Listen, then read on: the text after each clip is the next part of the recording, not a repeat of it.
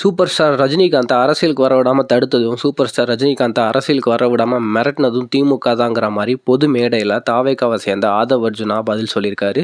இதனால மக்கள் எல்லாத்துக்கும் ஒரு மிகப்பெரிய கேள்வி எழ வேண்டியது இருக்குது. என்னன்னு தெரியுமா? எந்த டைமில் சூப்பர் ஸ்டார் அரசியலுக்குள்ளே வரலான்னு நினச்சாரு? யோசிச்சு பாருங்கள். காலா, கபாலி இந்த மாதிரி படம் நினச்சிட்டு இருக்கும்போது ஒரு மேடை போட்டு நான் அரசியலுக்கு வரேன் அப்படிங்கிற மாதிரி ஒரு கொடுத்துருந்தாரு. 2017, 16 டைம்னு வச்சுக்கோங்க.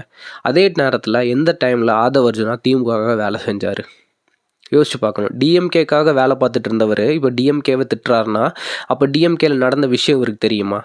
அது இவர் முக்கியமாக ஸ்ட்ராட்டஜிஸ்ட்டுங்கிற ஒரு பொறுப்பில் இருந்திருக்காரு. பெண்லெல்லாம் வேலை செஞ்சுருக்காரு. அப்போ யோசிச்சு பாருங்கள். இவர் தான் கூட போய் மிரட்டினாரா? இவர் தான் மிரட்ட சொல்லி கொடுத்தாரா? இல்லை மிரட்டும் போது கூட இருந்தாரா? அப்படிங்கிற ஒரு கேள்வி வருதில்ல. 2014 21 வரைக்கும் திமுகவாக வேலை செஞ்சுருக்காரு. அப்போ இவருக்கு அதில் என்ன பொறுப்பு இருக்குது?